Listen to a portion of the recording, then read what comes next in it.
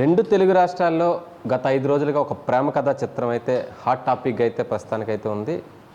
ప్రస్తుతానికి అదే వైఎస్ఆర్ కాంగ్రెస్ పార్టీకి చెందిన టెక్కలి నియోజకవర్గం దువ్వాడ శ్రీనివాస్ ఎమ్మెల్సీ వాణిల మధ్య భార్యాభర్తలుగా ఉన్నారు. అయితే వాళ్ళ మధ్యన మాధురి అనే ఒక ఆవిడ రావడంతో పెద్ద వివాదం అయితే చోటు చేసుకుంటుంది. అయితే దాని ప్రస్తుతానికి మనతో మాట్లాడడానికి క్లారిటీ ఇవ్వడానికి ఎమ్మెల్సీ దువ్వాడ శ్రీనివాస్ గారు ప్రస్తుతానికి ఉన్నారు.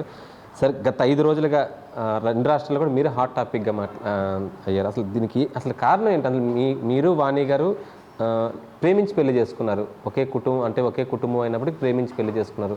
అసలు చక్కని కుటుంబం కూడా ఎందుకు ఈ మధ్యన వివాదం రావడం గల కారణం? ప్రేమించి పెళ్లి చేసుకోలేదండి, వివాదాల మధ్య జరిగినటువంటి పెళ్లి.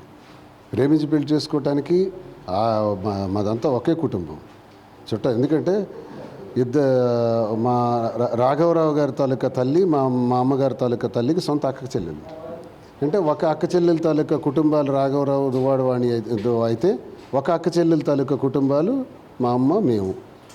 ఇందులో ప్రేమలు ఏముంటాయి? మా ఇంట్లో ఒక వృద్ధులే పెద్దవాళ్ళు మా ఇద్దరికి పెళ్లి చేశారు, అంతే తప్ప ఆ పెళ్లికి రాఘవరావు వ్యతిరేకించాడు. తీవ్రమైన గొడవలు వచ్చాయి. ఆ గొడవలు కారణం 30 ఏళ్లలో కూడా నా వివాహ జీవితంలో ప్రతి సందర్భంలో కూడా గొడవలకు కారణం రాఘవరావే. రెచ్చగొట్టి కుమార్తెని నా మీదకు ఉసుగొలిపే విధంగా చాలా సందర్భాల్లో ఆయన ప్రవర్తించాడు. ఆయన వ్యక్తిగతంగా చూస్తే ఆయన జీవితంలో చేసిన తప్పులు ఎవడూ చేయడు. ఆయన్ని ప్రశ్నించే పరిస్థితి కూతురికి లేదు, కానీ భర్తని ప్రశ్నించే పరిస్థితిని కూతురికి తయారు చేశాడు. ఆ కూతురు నా కూతురులతో కూడా కలిపి నాకు ప్రశ్నించే స్థితికి ఆజ్యం పోసాడు. నా పిల్లల తాలూకా మనసులను పాడు చేశాడు.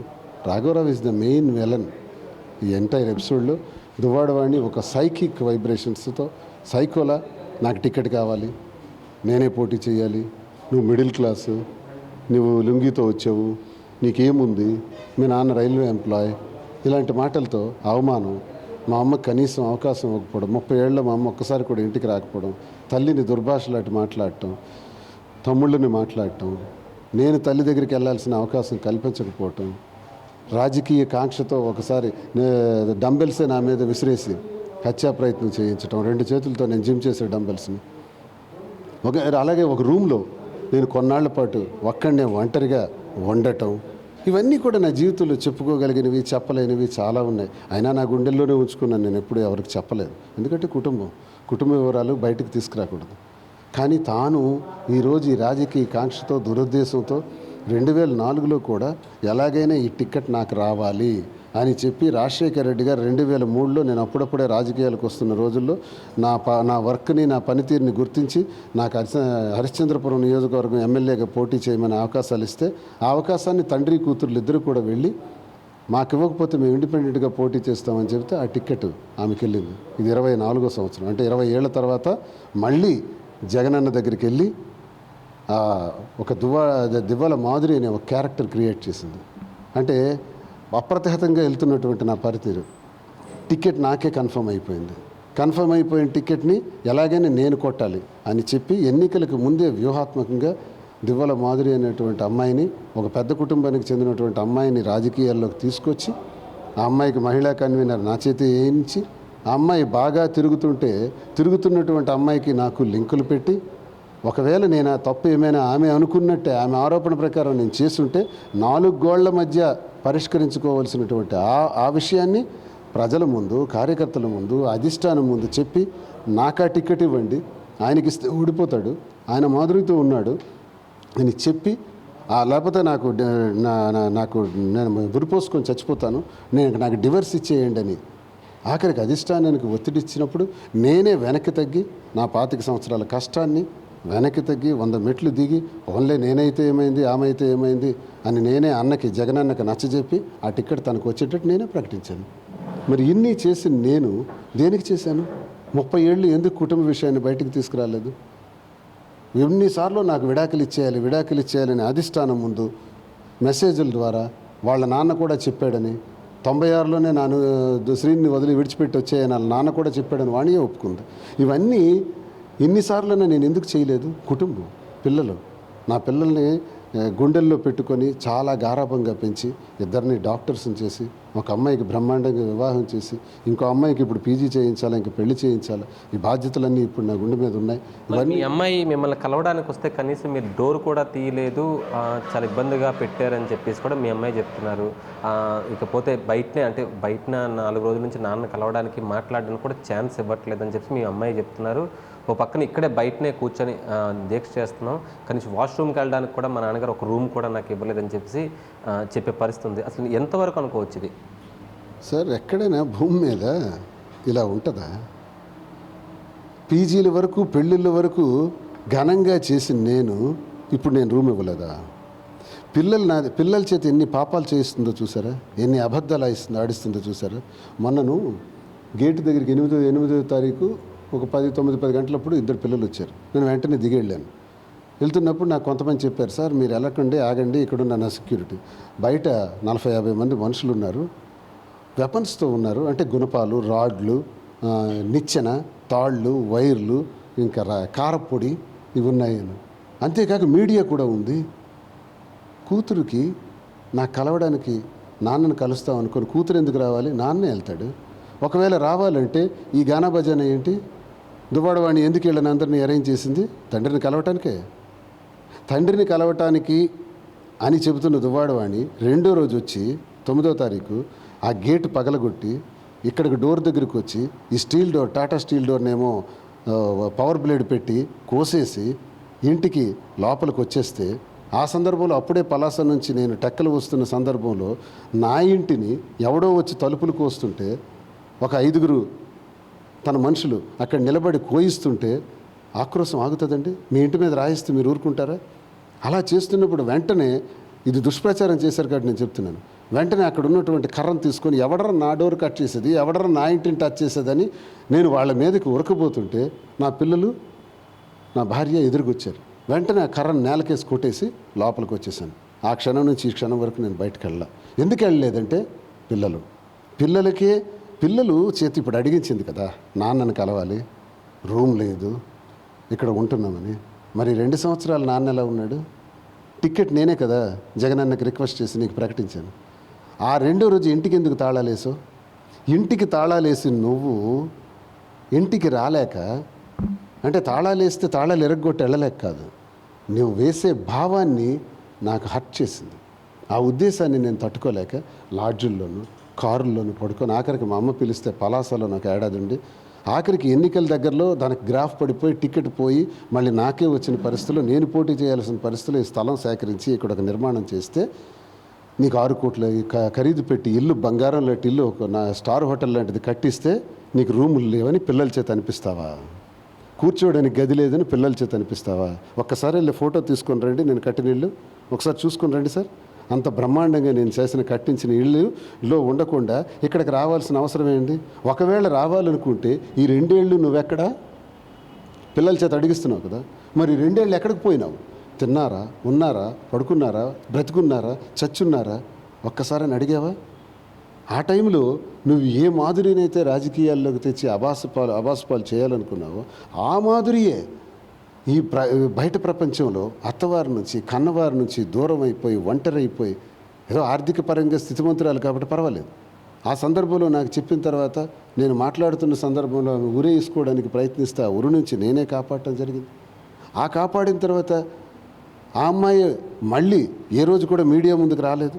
ఆ అమ్మాయి అత్తవారి నుంచి, కన్నవారి నుంచి దూరం అయిపోయినా, దూరం చేసేసిన దువ్వాడవాణికి గురించి ఏ రోజు మాట్లాడలేదే? ఎందుకు మాట్లాడలేదు? కుటుంబ గౌరవం పోతుంది. దువ్వాడ శ్రీనివాస్ ఎన్నికల్లో పోటీ చేయాలి, ఆ కుటుంబానికి అగౌరవం రాకూడదనే కదా ఆగింది.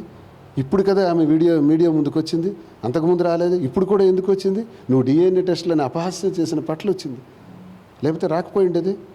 ఆ అమ్మాయి నాకు భోజనం పంపించి, క్యారేజ్ పంపించి, పనులను పెట్టి, వసతులన్నీ నాకు చూసి, సౌకర్యాలు చూసినటువంటి అమ్మాయి గురించి ఇప్పుడు నువ్వు దుర్భాషలాడుతూ ఈ ఇంటి దగ్గర వచ్చి నువ్వు కూర్చుంటే మరి ఎన్నాళ్ళంతా ఏమైపోయింది? టిక్కెట్ వచ్చే వరకు నేను జగనన్నతో టికెట్ ప్రకటించే వరకు మాధురి గురించి మాట్లాడావు. టిక్కెట్ ప్రకటించిన తర్వాత ఒక్క మాట్లాడావా? మళ్ళీ ఎప్పుడు మొదలుపెట్టావు? టిక్కెట్ నాకు జగనన్న ఇచ్చిన తర్వాత మొదలుపెట్టావు. మొదలుపెట్టి దుష్ప్రచారం చేసి ప్రెస్ మీట్కి ముందుకు వస్తానని నాకు బ్లాక్మెయిల్ చేసావు. బ్లాక్మెయిల్ చేస్తే గతి లేక ఎన్నికలకి 20-25 రోజుల ముందు పర్లాకి వెళ్ళి ఆ ఫ్యాక్టరీని రిజిస్ట్రేషన్ చేశాను. రిజిస్ట్రేషన్ చేయకపోతే మీడియా ముందుకు వస్తాను, ఇండిపెండెంట్గా వేస్తానని నాకు బ్లాక్మెయిల్ చేశావు. మరి ఇవన్నీ ఏంటి? నీకు రాజకీయ కాంక్ష, మాధురి సమస్య. మాధురితో నువ్వు పలాసలో ఉండు, ఎక్కడైనా ఉండు, ఇక్కడ మాత్రం ఉండకంటావు. మాధురితో పలాసలో ఉంటే తప్పు కాదా? ఇంకో దగ్గర ఉంటే తప్పు కాదా? సగటు భారత స్త్రీ ఇంత నీచంగా మాట్లాడతారా? నువ్వు మాధురితో ఉండే నువ్వంటావా? మీకు మాధురికి నిజంగా సంబంధం ఉందా? అంటే మొన్న కూడా ఆల్రెడీ చాలా వరకు ఇప్పటికే అందరూ అంటున్నారు దువ్వాడ శ్రీనివాస్కి మాధురికి అక్రమ సంబంధం అనేది ఉంది ఖచ్చితంగా అని చెప్పేసి అంటున్నారు. అందుకే వాళ్ళు వాణి గారు కూడా రోజు ఇక్కడే కూర్చొని ధర్నా చేస్తున్నారని అంటున్నారు. అసలు నిజంగా ఉందనుకోవచ్చా? అక్రమ సంబంధాలని అంటగట్టింది, సృష్టించింది, ప్రజల్లోకి ఆ రకమైనటువంటి భావనలను పంపించిన కల్ప్రిట్ దువ్వాడ వాణి. దువ్వాడ వాణి చేసినటువంటి ఆరోపణల వల్ల ఆమె జీవితం నాశనమైంది. నాశనమైనా నా ఎన్నికల్లో మద్దతుగా నిలిచి తను చేయాల్సిన పనంతా ఐపాక్ టీమ్ అని, కాల్ సెంటర్స్ అన్ని పెట్టి తను 1-2 కోట్ల వరకు ఖర్చు పెట్టి ఎన్నికల నిర్వహణలో భాగస్వామ్యమైంది. భాగస్వామ్యమైన అమ్మాయి నా ఆరోగ్య పరిస్థితులు, నా భోజనము ఇవన్నీ కూడా ఆమె ఏర్పాటు చేసింది. 58 ఏళ్ల వయసులో నాకు ఇవి ఉంటాయా? ఇలాంటి ఆలోచనలు మీరు అనుకునేటటువంటి శారీరకపరమైనటువంటి ఆలోచనలు ఉంటాయా? నేను ఎలా గెలవాలి, ఎలా ముందుకు రావాలి, ఎలా పార్టీని బలోపేతం చేయాలనే ఆలోచనలు ఉంటాయా? ఎవరికైనా ఏది ఉంటుంది? ఆ ఆలోచనల్ని దాన్ని దువ్వాడవాడిని కావాలనే అబాస్పాలు చేసే విధంగా నన్ను తనని సమాజంలో భ్రష్టు పట్టించే విధంగా ప్రవర్తించడం వల్లే ఇవన్నీ వచ్చాయి తప్ప మా ఇద్దరు ఇప్పుడు కూడా పని మనుషుల్ని అన్నీ తనే చూస్తుంది. ఇక్కడికి వస్తుంటుంది, మళ్ళీ వైజాగ్లో తన వెళ్తుంటారు. నేను కూడా క్యాంపులు ఇవన్నీ తిరిగాం. అయితే ఇలా తిరగటానికి కారణాలు గతిలేని పరిస్థితులు, నా పరిస్థితుల ప్రభావం. కాలమే మనిషి చేత అన్నీ చేయిస్తుంది. నువ్వనే దానివే, వాణి అనేదే నాకు సక్రమంగా చూసుకుని ఉంటే, వాణియే నా గురించి దుష్ప్రచారం చేయకపోయి ఉంటే, వాణియే భారత స్త్రీ మహిళ ఎలా ఉందో అలాగే వాణి ఉండుంటే నాకు ఈ కర్మ పట్టేదా? నీకు ఈ కర్మ పట్టేదా? పిల్లలకి ఈ పరిస్థితి వచ్చేదా? ఈరోజు దువ్వాడ వాణిలాగే అందరు మహిళలు కూడా ఉండాలని అనుకుంటే ఒక్క మగాడైనా బతుకుతాడా ఈ దేశంలో? ఒక్క కుటుంబమైనా నిలబడుతుందా? ఒక విచిత్రమైన క్యారెక్టర్, ఒక డిఫరెంట్ క్యారెక్టర్. ఓకే, ఇప్పుడు మీరు దువ్వాడ వాణి గారికి ఆల్రెడీ డివోర్స్కి ఆల్రెడీ అప్లై చేశారు. ఒక పక్కన మాధురి గారు కూడా ఆల్రెడీ డివోర్స్ అయిపోయింది, ఇండిపెండెంట్గా ఉంటున్నారు, చిన్నపిల్లలతో ఉంటున్నారు. సో మొన్న కూడా నేను ఏపీపీలో ఆవిడకి ఇంటర్వ్యూ చేసినప్పుడు ఆవిడ నాకు వెల్విషర్గా ఉంటారు దువ్వాడ శ్రీనివాస్ గారు అని చెప్పేసి మాధురి గారు చెప్పే పరిస్థితి ఉంది. సో మీరు ఆవిడకి వెల్విషర్గా ఉండే అవకాశాలు ఇప్పుడు ఉన్నాయా? నిన్న చూస్తే ఘోరమైన రోడ్డు ప్రమాదం కూడా ఆల్రెడీ చోటు చేసుకుంది. దానికి ప్రధాన కారణం మీ భార్యను వాణి గారు అని అంటున్నారు. వాణి గారి డిప్రెషన్ వల్లే నేను ఈరోజు ప్రమాదం చోటు చేసుకున్నామని అంటున్నారు. ఇది నిజం అనుకోవచ్చా? వాణి ఒకసారి సూసైడ్ చేసుకోవడానికి కారణమైంది. రెండోసారి ఏంటంటే మన డిఎన్ఏ టెస్ట్లను అబాస్పాలు చేసిన తర్వాత విపరీతమైన ట్రోల్స్ వచ్చాయి. ఆ ట్రోల్స్ మధ్య దువ్వాడ శ్రీనివాస్ గురించి జనంకి ఎంతో అంత తెలుసు, నా భార్యగా వాణి తెలుసు, మాధురి తెలియదు కదా. ఇప్పుడు సాధారణంగా సమాజం ఎలా ఉంటారంటే భార్యకే సమూహ సపోర్ట్గా ఉంటారు. ఇలాంటివి చూస్తే ఏమో ఏ అక్రమ సంబంధం ఉందనే అందరూ నిర్ధారించుకొని ట్రోల్స్ చేస్తారు. ఆ చేసే దానిలో ఆమె ఒక డిప్రెషన్లో ఉంది. ఈలోగా పిల్లలు ఇలాగే మీడియాతో మీతో మాట్లాడుతూ టెక్కలు వచ్చి శ్రీకాకుళం వెళ్దాం అనుకునే టైంలో పిల్లలు ఫోన్ చేశారు.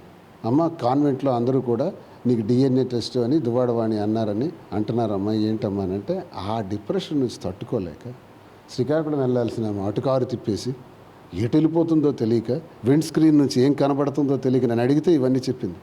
ఎందుకు ఇలా జరిగిందని. విండ్ స్క్రీన్ నుంచి ఏం కనబడుతుందో తెలియక ఫాస్ట్గా వెళ్తూ ఎదురుగా పక్కన లెఫ్ట్లో ఉన్నటువంటి కారుని గుద్దిందంట. గుద్దిన తర్వాత తనకి ఒక్కసారి షాక్లా మళ్ళీ పొజిషన్లోకి వచ్చిన మరుక్షణమే స్టీరింగ్ రైట్ సైడ్ తిప్పడం వల్ల కారు బాల్తో పడి ఇలా డివైడర్ని కొట్టి 3 పల్టీలు కొట్టింది.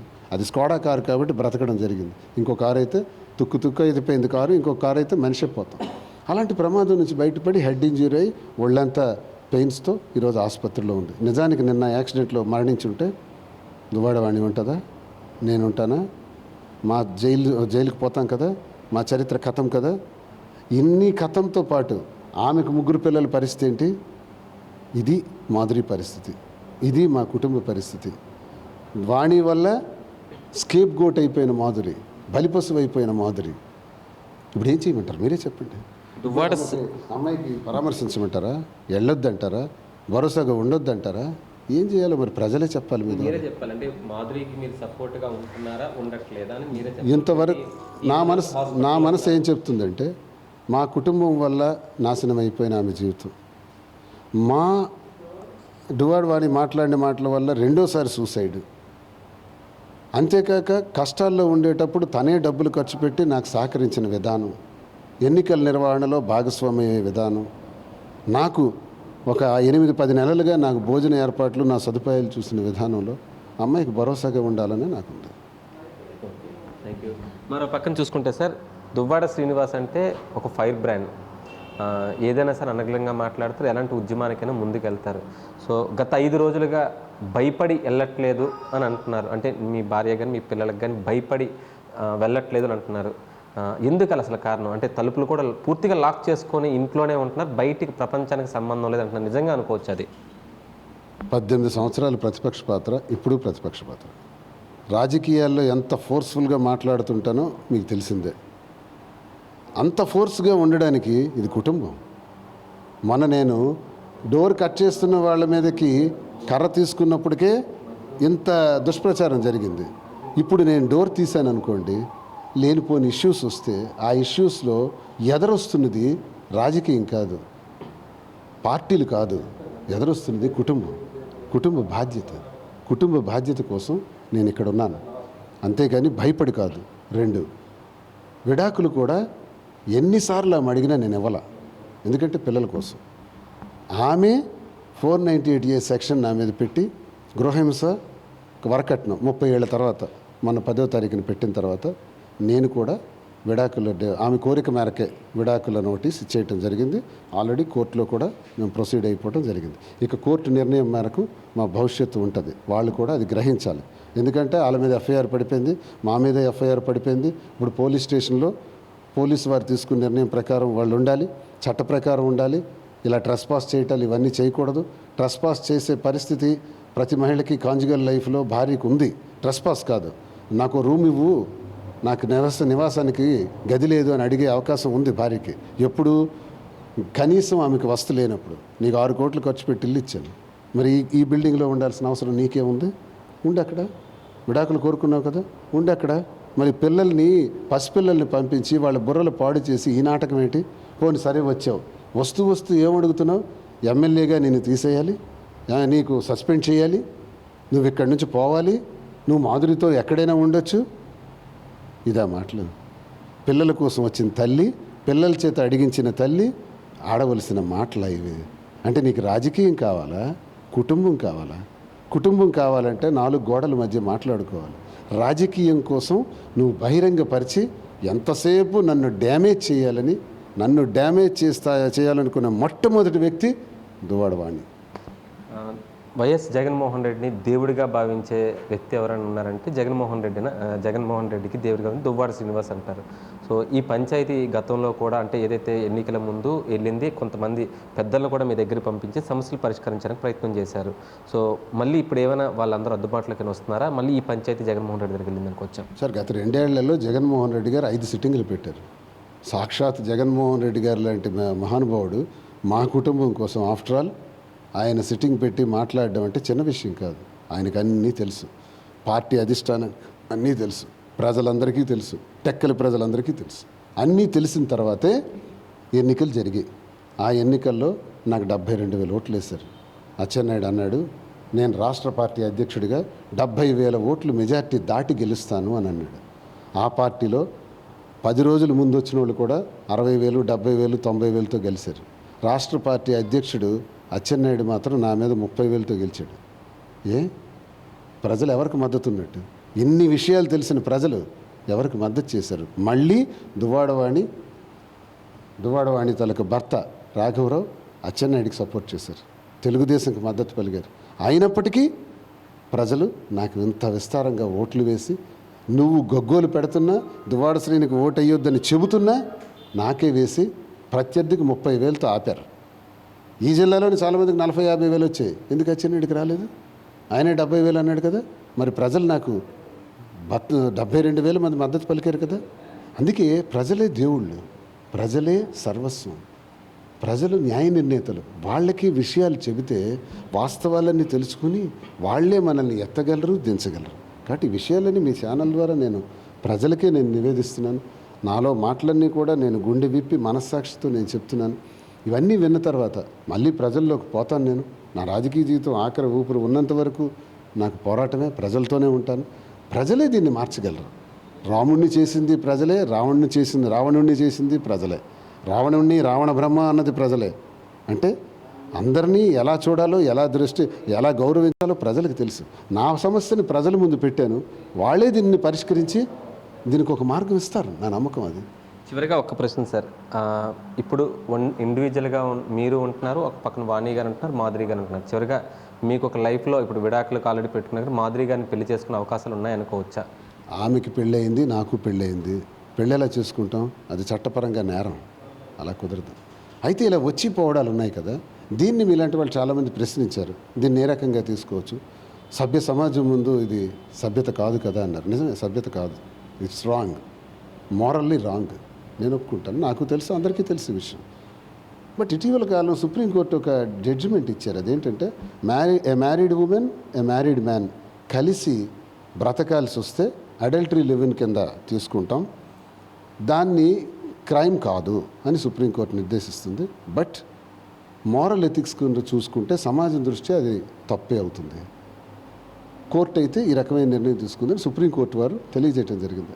ఆ వ్యవహారాన్ని లీగల్గా ఇది ఉండొచ్చా అంటే లీగల్గా ఈ అవకాశం ఉంది అని చెప్పడం జరిగిందే తప్ప మేము ఆ రకంగా ఉంటామని మేము చెప్పింది కాదు అర్థం. ఆమె నాకు సహకరించింది కష్టాల్లో, ఆమెకు ఉన్న కష్టాల్లో ఈరోజు నేను కనీసం పరామర్శకు కూడా వెళ్ళలేకపోయాను. ఇది అన్యాయమే, ప్రజలే చెప్పాలి. ఈ టైంలో మా కుటుంబం వల్ల 2 సార్లు ఊరేసుకొని చచ్చిపోవాలనుకునే మాధురి, ఈరోజు హాస్పిటల్ పాలైన మాధురి, ఆమె కలవచ్చా లేదా ప్రజలే నిర్ణయించాలి. ప్రజలు ఏం చెప్తారో చూద్దాం, దీన్ని ఎలా తిప్పుతారో, కాలం ఎలా నిర్ణయిస్తుందో చూద్దాం. దువ్వాడ శ్రీనివాస్ ఫైనల్గా ఒక వెపన్ లైసెన్స్ కూడా అప్లై చేసుకున్నారు. అసలు దేనికి ఈ సమయంలోనే వెపన్ లైసెన్స్కి అప్లై చేసుకునే కారణం ఏంటనుకోవచ్చు సార్? కొన్ని వేల లెటర్లు నాకు ఎన్నికలు అయిన తర్వాత ఫోన్లో, ఆ ఫోన్లో నిన్ను చంపేస్తాం, తగలబెట్టేస్తాం, కారుతో సహా నేను తగలబెట్టేస్తామని అంటుంటే ఏంటి ఎంతమంది ఇలా చేస్తారు, ఇవన్నీ చూసి టెక్కల్ పోలీస్ స్టేషన్లో కంప్లైంట్ ఇచ్చాను. నాకు 2+2 గన్మెన్ ఉండేవారు, తీసేసినారు, 1+1 చేసేసారు ఈ ప్రభుత్వం వచ్చిన తర్వాత. సో నా స్వీయ రక్షణ కోసం నా ప్రాణాన్ని కాపాడుకోవాలి. ఇలాంటి పరిస్థితులు ఇప్పుడు చూసారా, చుట్టూ శత్రువులే ఉన్నారు, రాజకీయంగా ఉన్నారు, కుటుంబ పరంగా ఉన్నారు. ఇంతమంది శత్రువుల మధ్య నేను ఎలా బ్రతకాలి? అందుకే నాకు స్వీయ రక్షణ కోసం వెపన్ ఇవ్వండి అని అడిగాను. 2వ సారి కూడా ఆయన దగ్గర పిటిషన్ వేసుకున్నాను, ఇంతవరకు ఇవ్వలేదు. మరి ఏం చేస్తారో చూడాలి, లేకపోతే కోర్టుకి వెళ్తాను. వీటన్నిటి ద్వారా మీకు చెప్పేది ఏంటంటే, నేను కంక్లూజన్, దువ్వాడ వాణికి ఆమె నా మీద 498A సెక్షన్ పెట్టి విడాకులు, గృహ నిర్బంధం, అలాగే వరకట్న వేధింపులని కంప్లైంట్ పెట్టిన తర్వాత అదే 10వ తారీఖున నేను కూడా ఆవిడ కోరిక మేరకు విడాకులు ఇచ్చాను. ఇప్పుడు అక్కడతో ఆ చాప్టర్ కోర్టులో తేలుతుంది. ఇక ఆస్తులన్నీ రాసిచ్చేస్తాను. రాసిచ్చేసినవి చాలా ఉన్నాయి, ఇంకా చిన్నవి ఉంటే అవి కూడా క్లియర్ చేస్తాను. టెక్నికల్ ప్రాబ్లమ్స్ ఉన్నాయి, అవి క్లియర్ చేస్తాను. ఈ ఇల్లు నేను ఇవ్వలేను. ఎందుకు ఇవ్వలేనంటే, నేను గతంలో ఇచ్చిన ఇంటికి తాళం వేసి నాకు రానివ్వకుండా చేశారు. ఈ ఇంటికి తాళాలు పగలగొట్టి విధ్వంసం చేశారు. ఈ ఇంటికి నేను ఇస్తే, దీనికి తాళాలు వేస్తే నేను ఏ చెట్టు కింద ఉండాలి, ఏ పుట్టుక దగ్గర ఉండాలి? ఇలాంటి దౌర్భాగ్యమైన పరిస్థితులు ఎదుర్కొన్న రీతిలో నాకు ఆమె మీద నమ్మకం లేదు. కాబట్టే ఇది నేను ఇవ్వలేను. తదనంతరం మీకే అవకాశం వస్తుంది, మీకే వస్తుంది, నేనేం చేయగలుగుతాను? కాబట్టి ఇది నేను ఇవ్వలేనని చెబుతూ, మిగతా ఆస్తులన్నీ కూడా మీకు ఇచ్చేస్తానని చెబుతూ, నా పిల్లల భారం మాత్రం నేను చూసుకుంటాను. పిల్లలకు చదివించడం, పెళ్ళిళ్ళు చేయడం అవన్నీ నావే. మీకు కూతుర్లు అంటే చాలా ప్రాణంగా ఉంది, కానీ మీరు కూడా మొన్న రాత్రి మీ పెద్దమ్మాయిని హంద్వి మీద దాడి అంటే కొట్టడానికి వచ్చారు అని చెప్పేసి మీ పాప కూడా చెప్తుంది. అసలు ఆ టైంలో మీకు అంత కోపం మీద కొట్టడానికి వచ్చి నాకే భయం వేసిందని కూడా మీ పాప అంటుంది. నిజం అనుకోవచ్చేది? అదే మీకు చెప్పాను, ఇది మీడియాలో కూడా ట్రోల్ చేస్తున్నారు. మొదటి రోజు వచ్చిన పిల్లలు నేను కలవలేదు. 2వ రోజు కూడా వాణి వచ్చింది, పాపను వేసుకొని వచ్చి ఆ గేటు విరగ్గొట్టించింది. ఈ డోర్ కట్ చేయిస్తుంది, పవర్ బ్లేడ్ పెట్టింది, టాటా స్టీల్ డోర్ కాబట్టి పవర్ బ్లేడ్ పెట్టి కట్ చేసింది. అందుకే ఆ డోర్ మొత్తం ఓపెన్ అయిపోయింది కదా, అందుకే లోపల నుంచి లాక్ చేసాం. ఇప్పుడు డోర్ ఓపెన్ చేస్తారు, వాళ్ళు లాక్స్ అన్ని కట్ చేసి ఓపెన్ చేసేస్తారు. మీరు చూడండి, డోర్ డ్యామేజ్ చేశారు. దాన్ని ఏం చేసామంటే లోపల నుంచి మళ్ళీ ప్రొటెక్షన్ చేసాం. మళ్ళీ లేనిపోని గొడవలు, ఎంట్రీ ఇవన్నీ కూడా ఇబ్బంది అవుతుందని ప్రొటెక్ట్ చేసాం. ఈ విధ్వంసం అంతా చేసింది కదా వాణి. చేసిన సందర్భంలో నేను అప్పుడే పలాస నుంచి వస్తున్నాను. పలాస నుంచి వచ్చినప్పటికి చూసినప్పటికి గేటు ఇరగ్గొట్టేసి ఈ డోర్లు కట్ చేసి లోపలికి వెళ్ళిపోతుంటే ఆ వెళ్ళిపోతున్న సందర్భంలో కట్ చేసిన వాడు డోర్ ఒకటి దగ్గర ఉన్నాడు, మరో 5 మనుషులు కూడా ఉన్నారు. ఆ మనుషులు నిజంగా చెప్పండి, మీ ఇంటి మీద రాయిస్తే మీరు ఊరుకుంటారా? మీకు కోపం రాదా? మీ ఇంటి తాళాలు పగలగొట్టిన కిటికీల మీద రాళ్ళు విసిరిన మీ కోపం రాదా? అదే కోపం నాకు వచ్చింది. వచ్చిన కోపంతో వెంటనే అక్కడ కర్ర ఉంటే ఆ కర్రను తీసి నా కొడకల్లారని వెళ్ళాను. వెళ్ళినప్పటికీ వాళ్ళని పక్కకు తోసుకుంటూ ముందుకు వచ్చారు. ఎవరు? నా కూతురును వాణి. వెంటనే కర్ర నేలకేసి కొట్టేశాను. ఎందుకు? వీళ్ళని చూడగానే నేలకేసి కొట్టేసి కిందకి దిగి లోపలికి వచ్చేసాను. ఇది జరిగింది. ఆ వీడియోని మరొకసారి పరిశీలిస్తే విమర్శకులు వాళ్ళకి ఇది అర్థమవుతుంది. అలా వచ్చి నేను తలుపేసుకొని ఉన్నాను. భయానికి కాదు, వెళ్ళలేక కాదు, ఎదురొస్తున్నది కుటుంబం కాబట్టి సామరస్యంగానే ఉందామని ఉన్నాను. కోర్టుల వరకు వెళ్ళింది, పోలీస్ స్టేషన్ల వరకు వెళ్ళింది. ఇక ఎలా టైం నిర్ణయిస్తుందో, పరిష్కారం అవుతుందో చూడాలి. Thank you sir. చూస్తే కనుక ఈ తెర అనేది ఎప్పటికంటే ఇప్పటికే ఈ క్లైమాక్స్ అనేది ఎప్పటికి వస్తుంది అనేది అందరూ ఎదురు చూస్తున్నారు. రోజుకు ఒక మలుపుగా తిరుగుతుంది. అంటే నిన్న మొన్నటి వరకు ఇంటి ముందు ధర్నాలు, ర్యాలీలు, మహిళా సంఘాలతో పాటు ఉంటే నిన్న కారు ప్రమాదం. మరి ఈరోజు ప్రస్తుతానికైతే మాత్రం డోర్స్ లాక్ చేసుకునే పరిస్థితి ఉంది. ప్రస్తుతానికి కోర్టులో కూడా ఆల్రెడీ పెట్టడం జరిగింది. అయితే నా కూతురు అనే అంటే నాకు ప్రాణంగా ఉన్నారు కనుక వాళ్ళ లైఫ్కి అయితే మాత్రం అన్ని విధాలుగా నేను చూసుకుంటానని చెప్తున్నారు. ఇకపోతే నాకు ఎంతో ప్రాణహాని ఉంది, ఇకపోతే ఉన్న ఇల్లును కూడా ఇచ్చేయాలంటే ఇవ్వడానికి జరగదు కనుక నేను ఇల్లు అయితే ఇవ్వడానికి అయితే మాత్రం అంగీకరించనని చెప్పేసి అంటే చెప్తున్నారు. ఇకపోతే నాకు ఎన్నో విధాలుగా సపోర్ట్గా ఉన్న మాధురిని అయితే ఈరోజు వరకు పరామర్శించలేకపోయాను. కానీ కొన్ని అనివార్య కారణాల వల్ల ప్రమాదం జరిగిందని చెప్పేసి వైఎస్ఆర్ కాంగ్రెస్ పార్టీ ఎమ్మెల్సీ దువ్వాడ శ్రీనివాస్ చెప్పే పరిస్థితి కనిపిస్తుంది. ఇక్కడ పరిస్థితి కెమెరామెన్ రాజేష్తో ఆనంద్, ఏబీపీ దేశం.